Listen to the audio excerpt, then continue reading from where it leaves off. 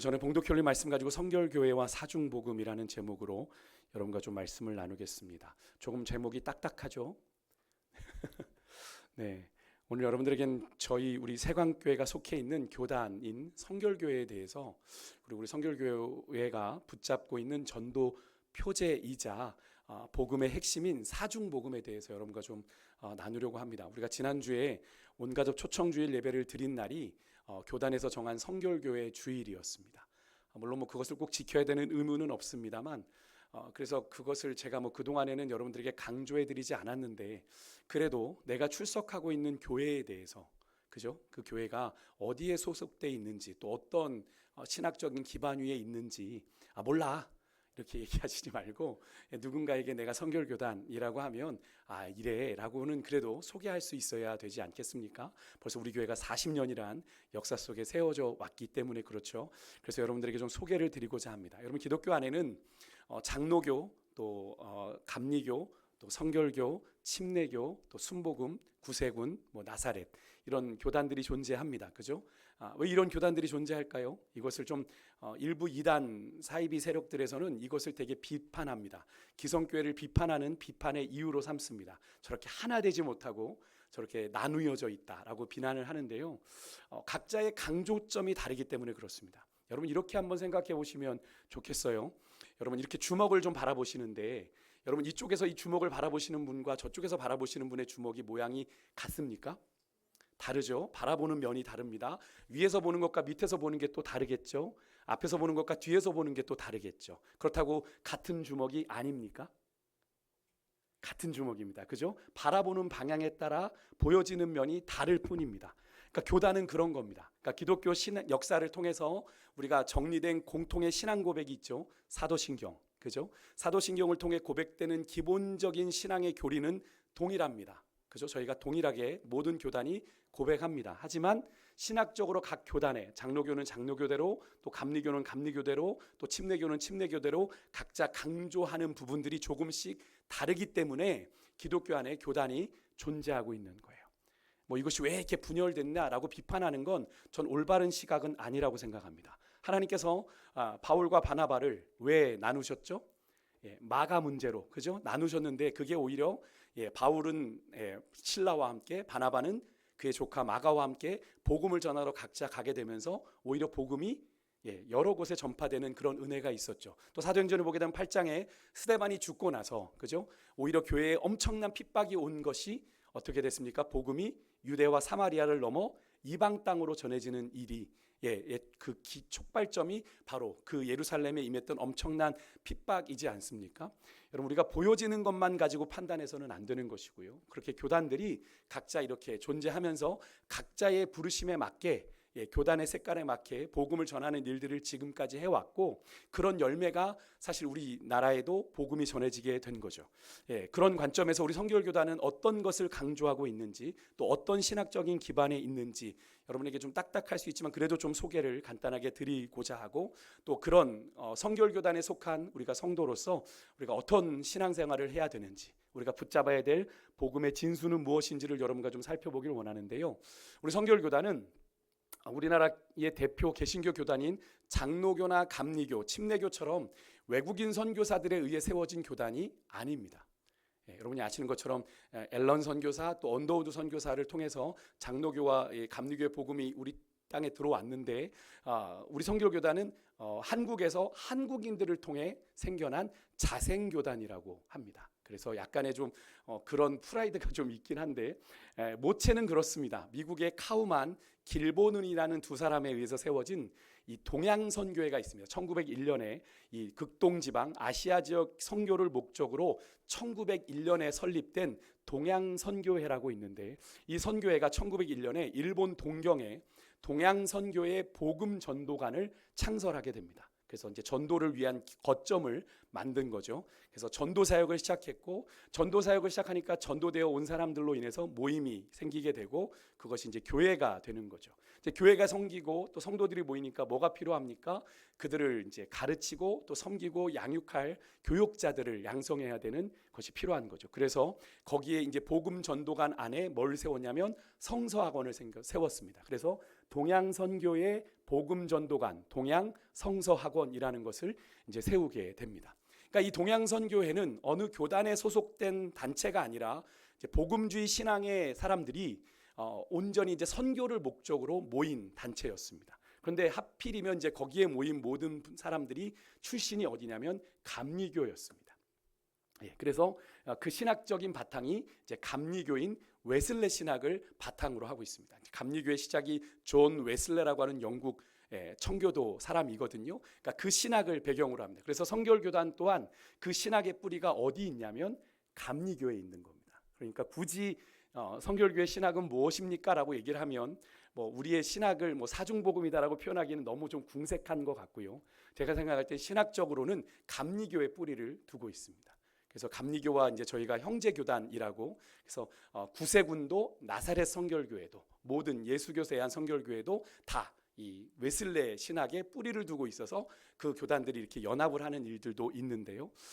그렇게 세워진 이제 동양선교회 복음전도관 동경성사학원을 1907년에 김상준 정빈이라는 한국 사람이 거기 가서 공부를 하고 이제 졸업을 하고 이제 경성에, 그 당시 서울이죠, 종로 염곡에, 오늘날로 하면 종로 일가에 동양선교회 복음전도관, 동경과 같은 그런 전도관을 설립하게 되고 그곳에서 이제 전도하며 시작된 교단이 바로 우리 성결교단입니다.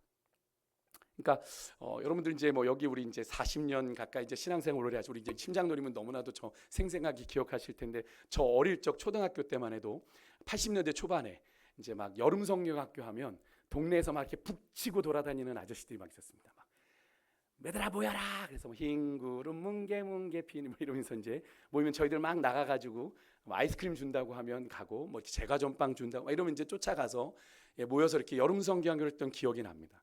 큰 북을 쳤죠. 그때는 뭐 부흥회만 해도 이렇게 막 북을 치고 드럼이 없었으니까 노방 전도를 해서 아이들이 모였고 이제 교회 가서 여름 성경학교를 했던 기억이 납니다.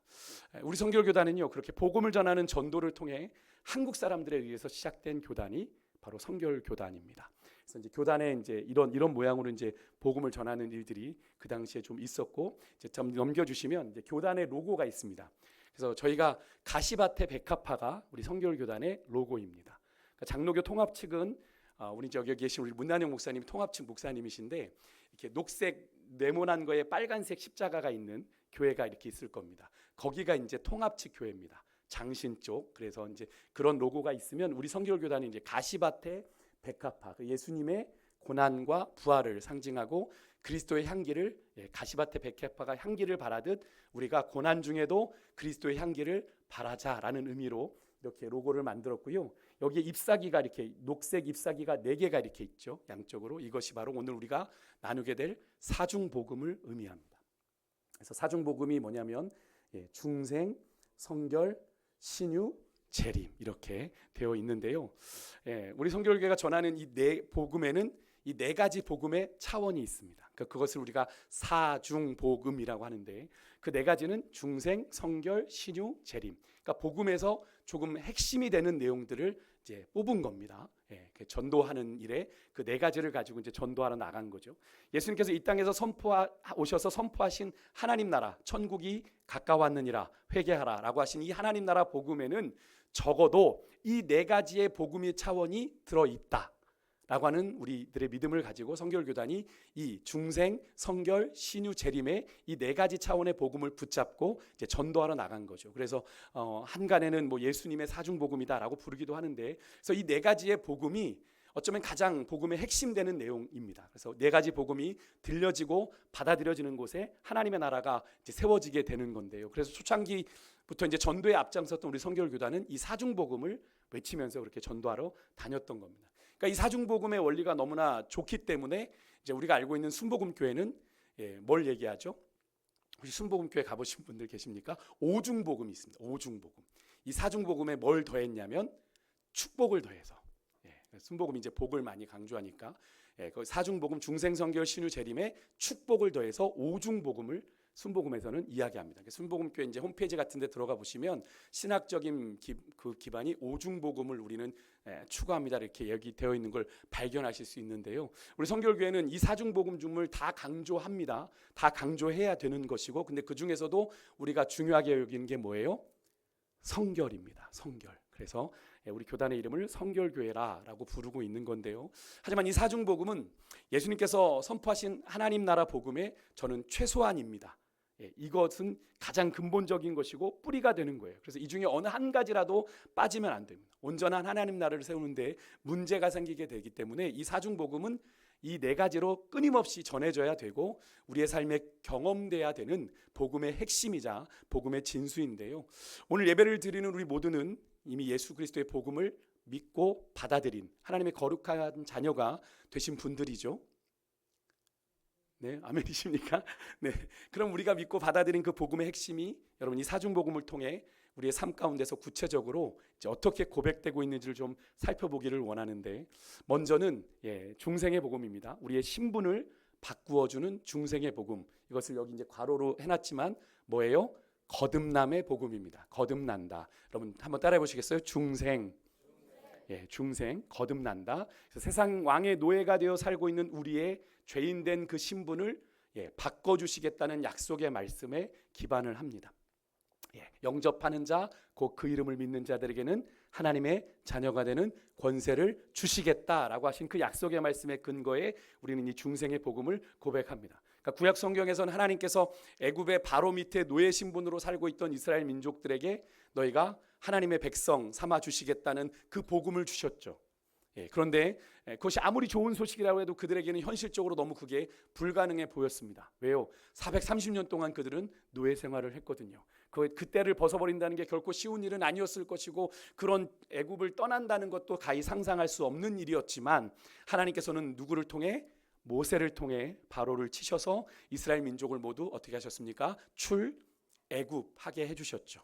그리고 그렇게 출애굽한 이스라엘 백성들은 홍해를 건너, 이 홍해는 세례를 상징하는데 시내산에서 하나님과 언약을 맺게 되고, 그 언약의 증표로 뭘 받게 됩니까? 율법, 하나님의 법을 받게 되죠. 그래서 이스라엘은 이제 하나님과 언약을 맺은, 약속을 맺은 사이, 그래서 하나님의 법을 가진 하나님의 소유가 되는 백성이 됩니다.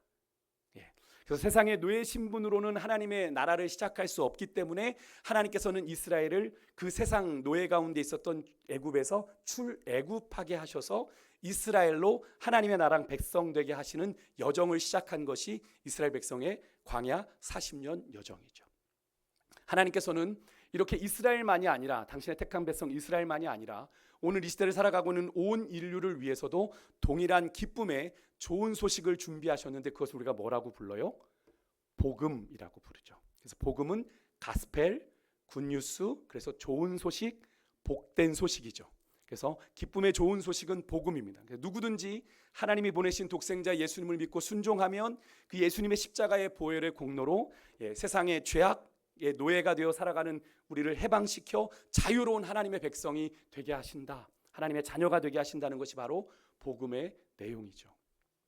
종의 신분에서 자녀의 신분으로, 노예에서 자유인으로 살아가게 하시는, 썩어질 육에 속한 삶에서 썩지 아니할 영에 속한 삶으로 다시 태어나게 하시는 것이 바로 복음인데, 왜냐하면 거듭나지 않으면 하나님의 나라를 볼 수 없기 때문에 그래요. 이 말씀을 누구에게 하셨죠?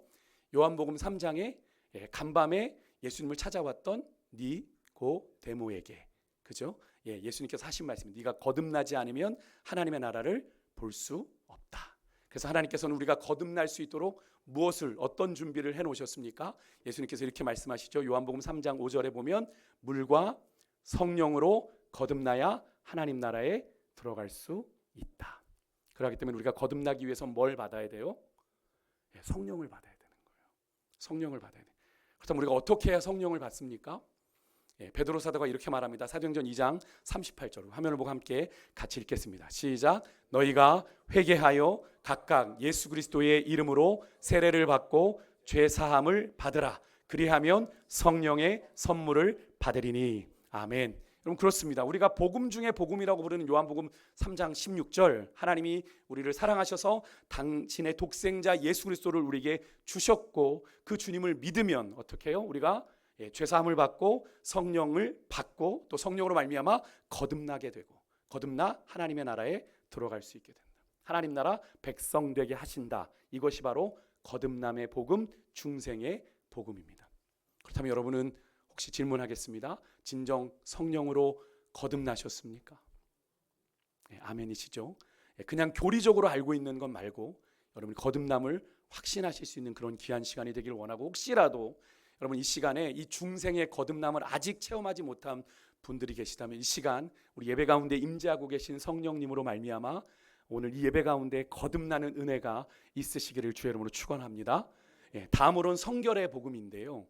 한번 따라해 보실까요? 성결. 이 복음은 중생한 다음의 스텝입니다. 중생한 하나님의 사람들에게, 하나님의 자녀에게, 하나님의 백성에게 하나님이 제일 먼저 요구하시는 것이 바로 이 성결인데요. 다른 말로 거룩한 삶입니다. 거룩한 삶이에요. 근데 사실 거룩함이라는 게 우리에게 사실 되게 막연합니다만 구별되는 건데, 제가 종종 말씀드렸죠. 거룩함은 구별됨이다 라고 말씀을 드렸는데, 하나님께서 요구하시는 거룩의 가장 근본적인 기준은 어디에 근거하냐면 10계명의 제1계명을 지키는 거예요. 이스라엘이 그들 가운데 하나님의 나라를 이루지 못하고 실패한 이유가 뭡니까? 바로 그 1계명부터 그들은 실패했죠. 하나님과 언약을 맺어 거룩해야 되는, 하나님 앞에 신실해야 하는 하나님의 백성들이 거룩하지 못했는데 그 이유가 뭐냐면 그들은 1계명에 실패했습니다. 10계명 1계명이 뭐죠? 나 외에 다른 신을 내 앞에 두지 말아라. 그럼 이 말은 다른 말로 하면 하나님만 바라보고 하나님만 사랑하고, 예수님의 표현을 빌리면 마음과 뜻과 힘과 정성을 다해 하나님만 사랑하는 것을 말하는 거죠.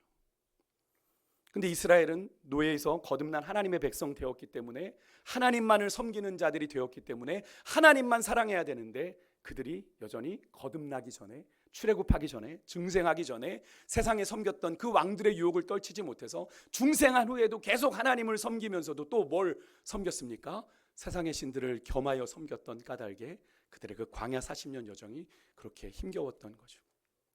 하나님께서는요, 하나님만을 향한 순전한 믿음, 순전한 사랑이 아닌 것은 싫어하십니다. 하나님 분명히 말씀하셨죠. 나는 질투하는 하나님이다. 하나님 분명히 말씀하셨어요. 뭐 하나님이 그렇게 속이 옹졸해? 아니요. 하나님과 그렇게 언약을 맺었거든요. 시내산에서 맺은 언약은 나는 너희 하나님이 되고 너희는 내 백성이 되는 거예요. 이 약속은 뭐냐면 나만 봐 이겁니다. 나만 봐. 근데 여러분, 제가 이 말씀을 지난 금요일에도 그런 말, 이건 하나님의 자신감의 표현이에요. 이게 뭘 의미합니까? 하나님만 바라보면 하나님이 그 인생을 책임지신단 말이거든요. 여러분, 이거보다 확실한 하나님의 자신감이 어디 있어요? 근데 자꾸 하나님만 바라보라는데 이스라엘 백성들이 하나님도 바라보면서 자꾸 곁눈질하는 겁니다. 하나님을 향한 순전한 믿음을 자꾸 퇴색시키는 거예요. 순전한 사랑에 자꾸 불순물이 끼는 겁니다. 여러분, 사람이 연애를 해도 자꾸 같이 연애하며 걸어가던 남자가 조금 이쁜 여자가 옆에 지나가면 이렇게 쳐다보면 어떻습니까? 열받죠. 그렇죠. 집사님 표현들이 열받. 뒤통수를 때리거나 머리끄댕이를 잡거나, 그죠? 어디 봐! 이렇게 얘기하지 않습니까? 하물며, 하물며. 여러분, 그래서 예수님께서도 뭐라고 말씀하셨습니까? 하나님과 재물을 겸하여 섬길 수는 없는 거예요. 근데 자꾸 우리 마음에 그런 두 마음을 품는 일들이 일어나는 거죠. 두 마음을 품는 것 하나님 앞에 합당하지 않다고 그랬어요. 하나님과 하나님의 백성의 관계에는 어떤 다른 것이 끼어들어서는, 섞여서는 안 되는 겁니다. 그래서 여러분, 하나님 나라는 하나님만 왕으로, 하나님만 찬양과 경배를 받으셔야지 다른 왕이 끼어들어서는 안 돼요. 그래서 다른 모든 계명을 지킨다고 하더라도 여러분, 10계명의 제1계명이 깨져버리면 이미 하나님의 나라는 세워질 수가 없는 겁니다. 왜요? 왕이 또 생기는 거잖아요. 그러니 하나님의 나라가 온전히 세워질 수 있겠습니까? 여러분, 그렇다면 우리의 삶은 어떠합니까? 우리는 하나님의 거듭나 자녀가 됐고 거룩한 하나님의 백성 된 우리의 삶은, 여러분, 그렇게 하나님만 바라보는 하나님의 법, 이 말씀을 중심으로 여러분의 삶이 돌아가고 있습니까? 아니면 여러분이 수없이 마주하고 있는 세상의 논리, 세상의 가치로 우리의 삶이 돌아가고 있습니까? 혹시 우리는 하나님과 재물을, 하나님과 세상을 겸하여 섬기고 있지는 않으십니까? 사실 이 질문에 우리가 쉽게 아니요, 나는 하나님만 섬기고 있습니다라고 할 수 없는 것이 우리의 영적인 현실이죠. 그런데 이렇게 주님의 말씀하신 그 1계명조차도, 그 시작도 제대로 지키지 못하고 자유하지 못한, 그래서 거룩하지 못한 우리에게 하나님께서는 당신의 나라를 약속하셨어요. 이게 무슨 의미일까요? 자격 없는 우리에게 하나님의 나라를 주시겠다?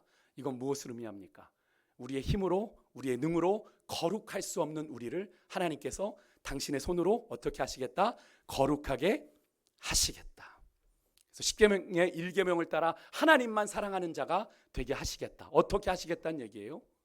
성령으로 세례를 주셔서, 성령으로 우리를 사로잡으셔, 성령으로 충만하게 해주심으로 연약하여 부족하여 하나님의 거룩함을 감히 본받을 수 없는 우리가 하나님의 거룩함을 덧입고 하나님만 사랑할 수 있도록 해주시겠다라고 약속하시는데, 오늘 우리가 읽었던 사도행전 말씀에 그게 나옵니다. 주님이 유언과 같은 말씀을 1장에서 하시죠. 예수님이 승천하시기 전이니까 직전에 하신 말씀이 4절이죠. 너희는 예루살렘을 떠나지 말고 아버지께서 약속하신 것을 기다리라. 약속하신 게 뭐예요? 성령이죠. 성령. 그리고 8절에 보면 오직 그 성령이 임할 때 너에게 권능이 임한다 라고 얘기하는데, 여러분 여기서 권능, 두나미스라고 하는데 이건 어떤 초자연적인 능력을 행하는 것도 의미하지만 근본적으로는 이 능력이란, 성령의 능력이 우리를 사로잡으시면 우리는 어떻게 해요? 하나님의 뜻을 이루는 존재가 된다라는 거예요. 우리의 힘으로는 안 되잖아요. 우리가 하나님의 뜻대로 살고 싶은데 됩니까? 안 되죠. 근데 성령에 사로잡히면 되잖아요. 제가 그런 얘기 들으지 않았습니까? 우리가 수련회 하고 나서 정말 은혜 막 받고 뭐 죄야 막 이러고 딱 내려오면 한 일주일은 거짓말할 생각도 안 들고, 그죠? 정말 뭐 더러운 생각도 안 들고 죄질 생각이 정말 1도 안 들어요. 그죠? 그런 경험 있으시죠? 근데 한 일주일 지나고 나면 스멀스멀 내가 이렇게 죄질 생각들이 들어오는 걸 경험하게 되는, 성령이 사로잡힘 받는다는 걸 우리가 그렇게 체험하게 되는 거예요. 그러니까 날마다 이 성령의 충만함을 받는다는 건 날마다 일회성인 게 아니라 계속적으로 성령의 충만함이 우리 안에 있어야 되는 겁니다. 그러니까 우리가 뭐 성령의 충만을 받아야 된다라고 강조하는 이유가 거기에 있는 거예요. 여러분, 그래서 5절에선 그렇게 성령의 권능이 임하는 걸 뭐라고 표현했냐면 성령으로 세례를 받는다. 그러니까 성령으로 세례를 받아 충만한 상태는 어떤 상태냐면 성령께서 거듭난 하나님의 자녀들을 온전히 지배하고 다스리시는 상태. 그러니까 육체의 소욕이 우리를 주장하지 못하고 어떤 소욕이? 성령의 소욕이 우리를 주장하시는 상태. 우리가 원하는 바 선을 행하지 않는데 우리의 죄된 속성이 원하는 바 선을 행하도록 우리를 강권하시는 게 성령 충만한 상태라는 거예요. 그러니까 우리의 죄된 연약함이 벗어지고 오직 하나님만으로 살게 되는 거룩한 자녀가 될 수 있는 비결 뭐다? 성령의 충만함을 받는 거다. 그래서 여러분, 성령이 우리의 심령에 가득 차면 다른 신들이, 다른 무엇이 하나님과 우리 사이에 끼어들 수가 없게 되는 거죠. 그래서 우리가 날마다 성령의 충만을 사모해야 되는 것이고, 그래서 사도 바울도 에베소서 5장 18절에 오직 성령의 충만을 받으라 라고 명령하고 있는 거죠. 그렇게 우리가 성령의 충만을 받을 때 우리 인간의 죄된 성정으로는 불가능한 이 성결한 삶이, 이 거룩한 삶이 가능하게 되기에 된다고 말하는 것이 바로 성결의 복음이에요. 오늘 이 예배 가운데 우리 가운데 임하신 성령으로 말미암아 여러분 모두에게 성령의 충만한 은혜가 임하시기를 주의 이름으로 축복합니다. 다음으로는 신유의 복음입니다. 한번 따라해 보실까요? 신유. 신유는 신적인 치유입니다. 예수님께서도 행하신 사역이죠. 공생의 사역을 하시면서 예수님이 하셨던 사역 중에 하나님 나라를 전파하시고 가르치시고 고치시는 사역을 하셨습니다. 많은 병자들을 고치셨어요. 귀신을 쫓아내는 사역들을 하셨습니다. 앞에 성결의 복음이 예수님께서 율법의 핵심의 두 가지라고 말씀하신 것 중에 하나, 하나님을 사랑하는 것, 하나님만을 사랑하는 것과 관련이 있었다면 이 신유의 복음은요, 율법의 두 번째 핵심인 뭐예요? 내 이웃을 내 몸같이 사랑하라는 말씀과 관계가 있습니다. 왜냐하면 하나님 나라는 하나님 사랑, 이웃 사랑이 구체적으로 실현되는 곳이 하나님 나라이거든요. 그런데 우리가 어떻게 우리 이웃을 내 몸같이 사랑할 수 있습니까? 어떻게 하는 것이 진정으로 이웃을 사랑하는 거예요? 한마디로 이웃이 당한 아픔, 고통에 우리가 진심으로 동참하며 그 아픔을 치유해 주는 거죠. 그래서 사도 바울이 우리에게 뭐라고 권면했습니까? 즐거워하는 자들과 함께 즐거워하고 우는 자들과 함께 울라라고 얘기했던 거죠. 여러분, 모든 사람은요, 생명의 근원 되신 주님을 떠난 이후로 죄로 인해 죽음을 피할 수 없는 그런 운명의 존재가 되었습니다. 누구나 죽죠. 사람들은 죽음에 이르기까지 끊임없이 영과 혼과 육이 질병으로 고통을 당하게 되어 있습니다. 그래서 인생을 우리가 세상에서 뭐라고 얘기하죠? 생로 병사, 그죠? 태어나고 늙고 병들고 죽는다. 그 길을 걸어간다라고 얘기하지 않습니까? 그런 우리 인생에 하나님께서는 우리도 예수님처럼 이웃을 사랑할 수 있게 해주시겠다. 예수님이 사람들을 사랑하신 방법은 그들을 아픔에서 고통에서 해방시키신 거잖아요. 그 복음을 우리에게 주시는데 구체적으로 어떻게 해요? 이 땅에도 지금 많은 사람들이 질병으로, 영적인 질병으로, 마음의 질병으로, 육체의 질병으로 죽어가는 와중에 그렇게 질병으로 고통받는 이들 하나님의 능력으로 치유할 수 있게 해주시겠다 하신 약속이 바로 이 신유의 복음이에요. 아마 이미 이 사실을 예수님께서 2000년 전에 우리에게 보여주셨죠. 하나님이신 예수님이 이 땅에 인간의 몸을 입고 이 땅에 오셔서 영과 혼과 육의 질병으로 고통받는 백성들을 다 치료해 주심으로 하나님의 나라가 임하면 그런 역사가 나타날 수 있다는 걸 몸소 보여주셨죠. 그런 당신의 능력을 자신만 행하셨습니까? 누구에게도 나눠주셨죠? 제자들에게도, 그죠? 제자들에게 나눠주셔서 너희가 나사렛 예수의 이름으로 병든 자를 고칠 수 있게 해주셨죠. 70인 전도대가 그것을 통해서 놀라운 그런 이적들을 경험하지 않았습니까? 근데 그 기적이 그 제자들에게만 끝났습니까? 아니죠. 그 기적은 오늘 이 시대를 살아가고 있는 우리들에게도 하나님께서 그 능력을 주시겠다고 약속하고, 이것이 바로 여러분 신유의 복음입니다. 병든 우리들이 예수 그리스도의 이름으로 고침받을 뿐 아니라 하나님의 자녀된 우리들도 예수님의 이름으로 병든 자들을 고칠 수 있게 해주신다라는 게 신유의 복음입니다. 믿으십니까? 믿으십니까? 제가 이걸 확실하게 저는 더 믿는 건 제가 되게 건강해 보이지 않습니까?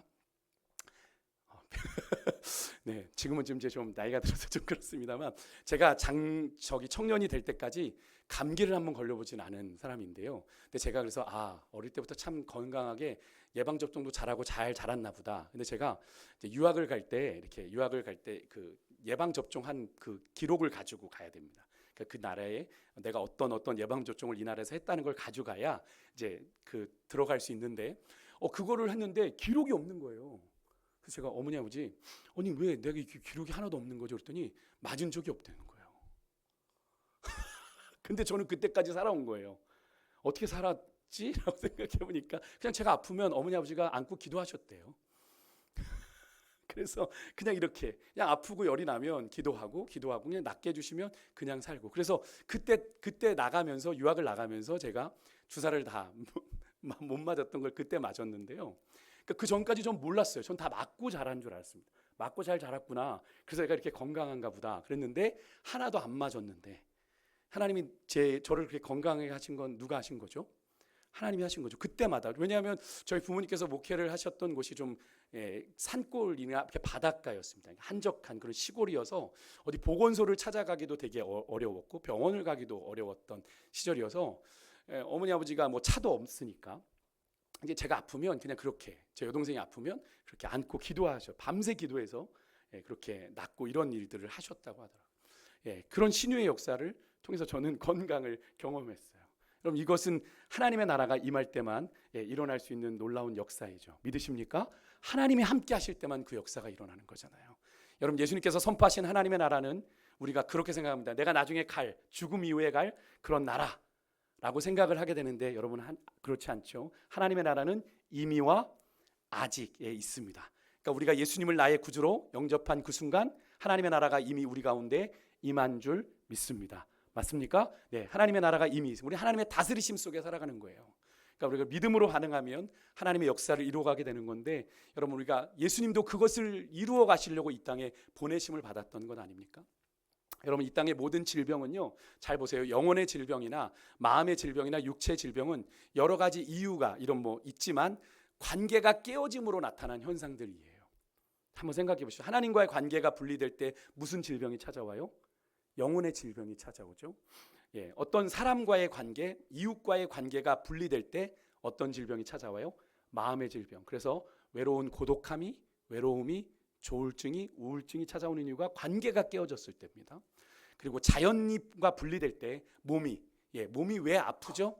몸의 균형이, 건강의 밸런스가, 면역력이 깨져버렸을 때, 면역 체계라는 건 몸이 그냥 생겨난 대로 정상적으로 돌아가야 되는데 여러 가지 운동이 부족하거나 음식이 맞지 않거나 이런 걸로 인해서 면역이 균형을 잃어버리고 그 자연적으로 우리 안에 있는 그런 것들이 무너져 내렸을 때 생기는 게 병이지 않습니까? 몸에 질병이 찾아오는. 이렇게 모든 질병은요 바로 관계가 분리될 때 생기는데, 여러분 이 관계를 회복하는 것, 그것이 다시 하나가 되는 것, 그것이 바로 사랑이죠. 여러분 하나님 나라 안에는 이 사랑의 힘만이 작용하게 되는데, 여러분 그래서 그런 찬양, 그 찬양 아십니까? 웃음 있는 나라 헤이 헤이. 일부에는 좀 아셨는데 아무도 모르시는 거군요. 기쁨 있는 나라 헤이 헤이. 모르십니까? 죄송합니다. 이 찬양에 보면 이런 가사가 있거든요. 이 아이들 찬양이라서 그렇습니다. 아이들 찬양이어서 미움, 다툼, 시기, 질투 전혀 없고요. 뭐라고 하냐면 달콤한 사랑만이 가득 넘쳐요. 웃음 있는 나라 헤이. 이렇게 이 웃음 있는 나라가 어디냐면 하나님 나라를 이야기하는 거예요. 하나님 나라에는 미움, 다툼, 시기, 질투 전혀 없고 뭐만 있어요? 사랑만이 가득 넘쳐요. 아이들의 찬양이지만 이 찬양에 하나님 나라의 귀한 비밀이 거기에 담겨 있어요. 그래서 말씀과 이 십자가의 능력도 여러분 죄로 인해 하나님과 원수되어 분리된 우리가 하나님과 다시 하나 되는 것이지 않습니까? 그죠? 그래서 십자가를 우리는 사랑이라고 부르고, 하나님의 말씀의 내용 또한 하나님이 우리를 사랑하신다. 이 성경을 한 줄로, 한 줄 평이라고 그러는데 요즘 한 줄 평으로 말하면 하나님은 사랑이시다, 하나님은 우리를 사랑하신다라는 이야기가 성경의 이야기잖아요. 여러분 성령은 진리의 영이실 뿐 아니라 사랑의 영이시기 때문에 이 성령이 역사하는 곳에는 분리된 모든 관계가 결합을 이루고 하나 되는 사랑의 역사가 일어나게 되는데, 그래서 성령의 역사가 있는 곳에 화해가 일어나고 화목함이 일어나고 하나됨이 일어나는 거죠. 그래서 영의 세계에도 마음의 세계에도 육체의 세계에도 그것이 일어나게 되는데, 그것이 바로 질병의 치료로 나타나게 되는 거죠. 그래서 여러분 하나님이 행하시는 이 치유의 역사는 말씀과 성령의 능력이 나타나는 곳에는 언제나 일어나게 되어 있습니다. 믿으십니까? 그럼 바라기는 우리의 가정에, 여러분의 가정에 말씀과 성령의 능력이 나타나고 있잖아요. 여러분의 가정에, 여러분의 인생에, 우리 교회에, 우리의 삶의 현장 구석구석에 여러분 말씀과 성령이 충만해서 날마다 우리 주님으로 말미암는 영과 혼과 온몸이 치유되는 기적이 여러분의 삶에서 여러분이 경험되고 여러분을 통해 또 이웃들에게 나타나는 그런 은혜가 있으시기를 주의 이름으로 축복합니다. 지금도 신유의 기적은 일어납니다. 아멘이십니까? 네, 그것을 꼭 믿으셔야 돼요. 끝으로 마지막 재림의 복음입니다. 재림은 뭡니까? 주님 다시 오신다. 약속에 근거한 복음이죠. 세상은 그렇게 하나님이 다시 오지 않을 것처럼 세상의 권세가 이렇게 붙잡고 있는 것 같아요. 온갖 흉포한 일들이 막 일어나는 그런 세상의 거대한 그런 힘 앞에서 이 그리스도인의 존재는 참 되게 미약하게 보입니다. 세상 사람들에게 거의 영향력을 미치지 못하는 것 같고 그냥 우리들끼리만의 그런 종교 집단으로 그냥 그렇게 굳어져 가는 것 같다는 느낌도 가질 때가 많습니다. 이번에 우리 교단 총회를 지난주에 했는데, 우리 교단도 한때는 100만 성도를 이야기하던 교단인데 지난주 총회를 보니까 29만 3천 명, 우리 교단의 모든 성도의 수가 아이들까지 엄청나게 줄어들었 상황을 듣게 되었습니다. 얼마나 지금 한국 교회가 급속도로, 그래서 그런 얘기를 합니다. 세계 교회 기독교 역사에 한국 교회가 유례 없는 엄청나게 빠른 부흥을 이뤄냈습니다. 한국 교회가 이 수천 년 역사에, 기독교 역사에 이렇게 빠르게 부흥하고 성장한 교회가 없어요. 한국 교회가. 그런데 지금 한국 교회가 그거에 비해서 급속도로 지금 쇠퇴해가고 있는 것이 오늘 한국 교회의 현실입니다. 말씀드렸잖아요. 우리 성결교단만이 아니라 지금 우리나라 교단의 50% 이상이 다음 세대가 없어요. 교회 50% 이상이, 54%인가가 다음 세대가 없습니다. 다음 세대가 없다는 얘기는 뭘 말합니까? 미래가 없는 거예요. 그 교회는 이제 앞으로 몇십 년 뒤에는 다 문을 닫아야 되는 일이 벌어지는 거예요. 유럽처럼 교회가 카페가 되고 술집이 되고 그런 장소로 변하게 되는 일이 올 수 있다라는 거죠. 한국교회도. 가뜩이나 출산율도 떨어지는데 더더군다나 그런 일들이 벌어지고 있다라는 것, 여러분, 우리가 그렇게 되어져 가고 그래서 그런 상황이지만 여러분, 우리가 오늘 하나님께서는 그렇게 주님이 다시 오지 않을 것처럼 세상은 흘러가고 있지만, 여러분, 오늘 우리가 읽은 사도행전 마지막 11절에 뭐라고 말씀하십니까? 예수님이 그렇게 승천하신 뒤에 천사들이 뭐라고 그래요? 너희가 하늘로 가심을 본 그대로 주님은 다시 오신다. 여러분, 이 성경의 약속들이 제가 자주 말씀드리지만 다 성취되어 가고 있죠. 예수님으로 말미암아 다 성취되었는데 한 가지 성취되지 않은 약속이 뭐다? 재림의 약속이다. 그럼 이 앞에 약속들이 다 이루어졌다는 건 재림의 약속도 이루어진다라는 걸 의미하는 것이고, 그 때와 기한은 누구의 손에? 아버지 하나님의 손에 있다. 그러니까 여러분, 함부로 여러분 뭐 언제 재림이 온다, 뭐 언제 주님이 오신다 이런 얘기하면 무조건 이단 사입이에요. 왜? 예수님도 모른다고 했잖아요. 예수님도 나도 모르고 아버지만 아신다고 그랬는데 그걸 안다고 뭐 이렇게 얘기하면 그건 이단 사입이에요. 그건 몰라야 되는 겁니다. 도적같이 오신다고 얘기한 게 성경적인 거예요. 모르는 게 맞는 겁니다. 몇십 년 믿었는데 그것도 몰라 주님 언제 오시는지? 그게 사입이에요. 그렇게 여러분, 재림에 대해서는 우리가 그렇게 아셔야 되는데, 여러분, 주님이 그렇게 오신다는 건 재림의 목적이 뭡니까? 2000년 전 이렇게 제자들에게 승천하시면서 맡기셨잖아요. 너희는 가서 모든 족속으로 제자를 삼아 아버지와 아들과 성령 이름으로 세례를 주고 내가 너희에게 분부한 모든 걸 가르쳐 지키게 하라. 한마디로 말하면 하나님의 나라를 이루어 가라. 그 하나님의 나라가 어떻게 해요? 주님이 다시 오심으로 어떻게 되는 겁니까? 최종 완성되어 가기, 완성하시기 위해서 이 땅에 다시 오실 건데, 여러분, 그렇게 되는 그때에는 하나님이 이 땅에 오셔서 뭘 하시게 되냐면 심판을 하시게 됩니다. 심판이 있어요. 처음에 첫 번째 심판의 기준은 어린 양의 보혈로 하나님과 깨어진 관계가 회복되었는지, 하나님의 자녀로 하나님의 시민권을 가지고 살아가고 있는지를 보는 첫 번째 심판. 신학적으로 뭐 장로교, 성결교, 감리교, 순복음 중요하지 않아요. 누구든지 예외 없이 마지막 심판에 영원한 하나님 나라에 들어가는 유일무이한 조건은 뭡니까? 예수 이름의 보혈의 도장이, 보혈의 인치심이 있어야 되는 거죠. 그것을 통과된 사람만이 하나님 나라에 들어가는, 어린 양의 보혈로, 그죠? 어린 양의 보혈로 하나님에게 들어가는. 다음으로 심판의 기준은 뭐냐면 첫 번째 심판에 합격해서 통과된 자들만을 위한 건데, 이것은 바로 우리가 하나님의 자녀들이 받게 될 상급과 관련된 건데요. 하나님을 온전히 믿고 우리가 말씀에 순종함으로 우리의 삶 속에서 하나님의 뜻을 얼마나 드러냈는지를 평가받게 된다. 이 재림의 복음에는 그런 의미가 담겨 있어요. 여러분, 지금 당장 세상에서는 우리의 믿음이 정당하게 평가받지 못하는 것 같고 우리의 믿음이 초라하게 보이기도 하고, 그래서 마음에 낙심도 생기고 그러지만 최후의 심판자가 되신 우리 주님이 오실 때 그런 우리의 믿음의 수고가, 사랑의 수고가 다 드러나게 된다라는 거예요. 근데 이 말씀이 한편으로는 되게 기대가 되죠. 우리의 억울함이 신원되어지는 기대감도 있지만 한편으로는 두렵기도 합니다. 왜 그렇습니까? 우리의 삶이 하나님 앞에 다 보여주시고 싶은 것만 있나요? 아니죠. 감추고 싶은 것도 있기 때문에.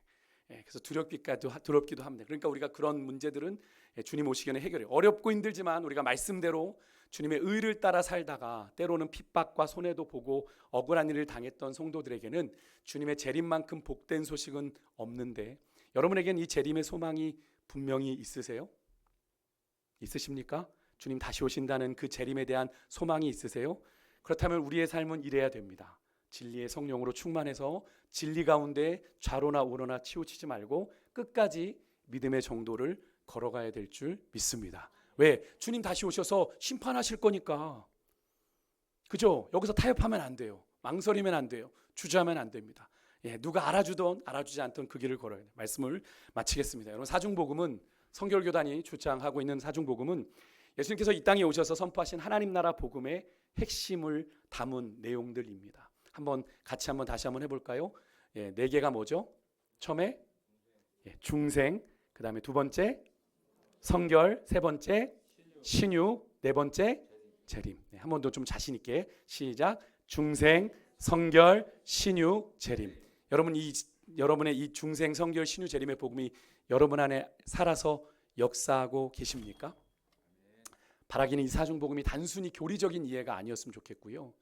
여러분의 삶에 살아 역사하는 생생한 진리가 되어서 우리는 이 땅을 복음의 증인으로 살아야 되는데 그 복음이 증인된 삶을 살아내는 일에 이 사중복음이 아름다운 믿음의 초석이 될 수 있기를 소망합니다. 다시 한번 중생은 뭐다? 하나님의 자녀로 다시 태어나는 신분의 변화다. 그래서 거듭남이라고도 한다. 성결은 하나님만 사랑하는, 하나님 외에는 없는 하나님을 향한 순전하고 거룩한 삶을 말한다. 신유, 디바인 힐링, 신적인 치유의 능력이 내게도 나타나고 나를 통해 이웃에게도 나타난다. 네 번째, 재림은 뭐예요?